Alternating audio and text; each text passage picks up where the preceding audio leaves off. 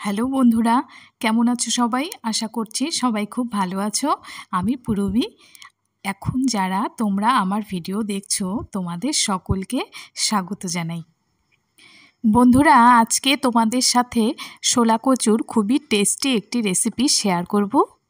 আশা করছি আজকের রেসিপিটি তোমাদের অবশ্যই ভালো লাগবে। তো বন্ধুরা, তোমরা এখানে দেখতে পাচ্ছ ছোলা কচুর একটি টুকরো আমার কাছে ছিল, তো সেটিকে ভালো করে আমি ছুলে নিলাম। আর এবার এটিকে টুকরো টুকরো করে কেটে নিলাম। আর এখন এটিকে একটু ভাপ দিয়ে নেব। তো আমি একটি গামলার মধ্যে জল দিয়ে এটিকে ভাপ দেওয়ার জন্য বসিয়ে দিয়েছি। তো হালকা সেদ্ধ হয়ে গেলে এটিকে আমি নামিয়ে নেব। তো দেখো বন্ধুরা, সেদ্ধ হয়ে গেছে। তো এটিকে এবারে আমি নামিয়ে নেব। বন্ধুরা, তোমরা যারা পুরনো তারা তো জানো, আর যারা নতুন তাদের জন্য বলছি যে আমি blog, home decor item, cooking, tour, makeup ইত্যাদির ভিডিও আপলোড করে থাকি। তো তোমরা যারা প্রথম আজকে আমার চ্যানেলে এসেছো, তোমরা যদি ইউটিউবে দেখে থাকো তাহলে আমার চ্যানেলটিকে সাবস্ক্রাইব করে রেখো।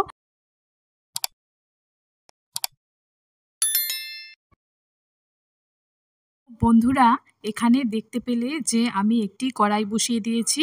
আর আগের থেকে আমি কয়েকটা পেঁয়াজ আর দুটো রসুন কেটে রেখেছিলাম, আর কাঁচা লঙ্কা।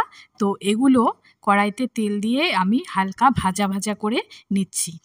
তো এগুলো যখন হালকা লাল লাল ভাজা হবে তখনই কিন্তু কচুটা আমি এর মধ্যে দিয়ে দেব। আর এবারে এর মধ্যে নুন আর হলুদ দিয়ে দেব। তারপর এটিকে ভালো করে নাড়াচাড়া করতে হবে, এটি যেন একদম গলে যায়।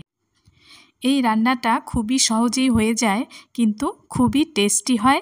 এটি গরম ভাতের সাথে খেতে ভীষণ ভালো লাগে। তোমরা করে দেখো আর খেয়ে জানিও তোমাদের কেমন লাগলো। কমেন্ট করে কিন্তু অবশ্যই জানিও।